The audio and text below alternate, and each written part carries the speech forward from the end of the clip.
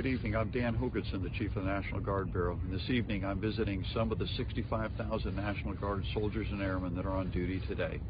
Today, we're in our nation's capital, and our soldiers and airmen are here, set up throughout the city to help protect our nation's capital.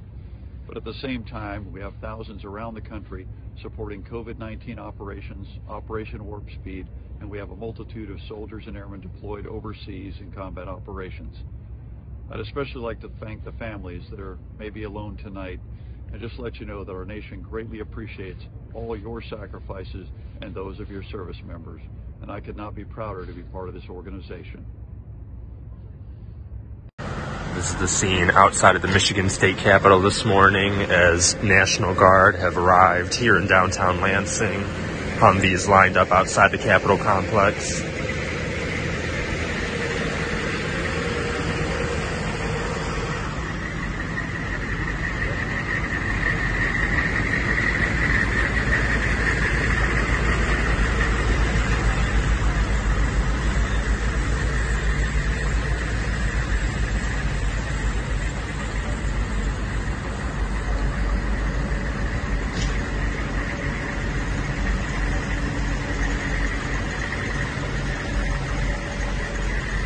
The best is yet to come. Oh my God, no, that's not gonna work.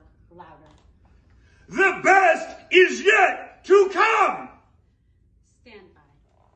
The best is yet to come! My fellow Americans, it has been the greatest honor of my life to serve as First Lady of the United States. I have been inspired by incredible Americans across our country who lift up our communities through their kindness and courage, goodness and grace. The past 4 years have been unforgettable. As Donald and I conclude our time in the White House, I think of all of the people I have taken home in my heart and their incredible stories of love, patriotism, and determination. I see the faces of brave young soldiers who have told me with their pride in their eyes how much they love serving this country. To every service member and to our incredible military families, you are heroes, and you will always be in my thoughts and prayers. I think of all of the members of law enforcement who greet us everywhere we go. At every hour of every day, they stand guard to keep our communities safe, and we are forever in their debt. I have been moved by children I have visited in hospitals and foster care centers. Even as they fight difficult illnesses or face challenges, they bring such a joy to everyone they meet. I remember the mothers who have battled the disease of opioid addiction and have overcome incredible hardships for love of their children. I have been inspired by the devoted caregivers for babies born with neonatal absence syndrome and communities that give these children the support and care they need to grow.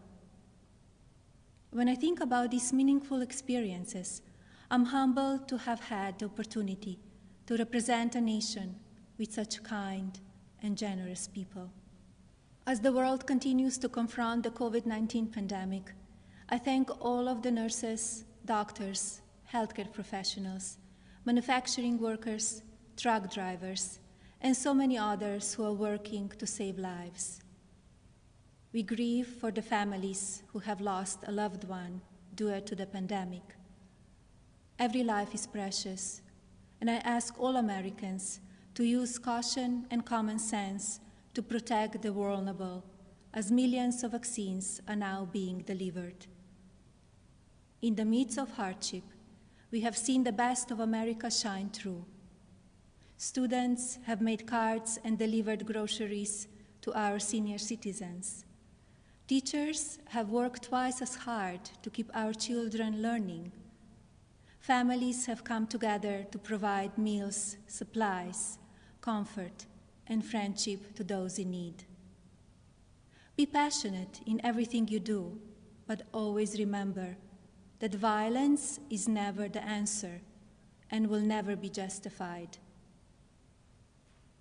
When I came to the White House, I reflected on the responsibility I have always felt as a mother to encourage, give strength, and teach values of kindness. It is our duty as adults and parents to ensure that children have the best opportunities to lead fulfilling and healthy lives. The passion for helping children succeed has driven my policy initiatives as First Lady. I launched Be Best to ensure that we as Americans are doing all we can to take care of the next generation. Be Best has concentrated on 3 pillars: well-being, online safety, and opioid abuse. In a few short years, I have raised awareness of how to keep children safe online. We have made incredible progress on our nation's drug epidemic and how it impacts the lives of newborns and families. And we have given a voice to our most vulnerable children in their foster care system. Internationally, Be Best has evolved into a platform that encourages world leaders to discuss issues impacting the lives of children and allows them to share solutions. It has been an honor to represent the American people abroad. I treasure each of my experiences and the inspiring people I have met along the way.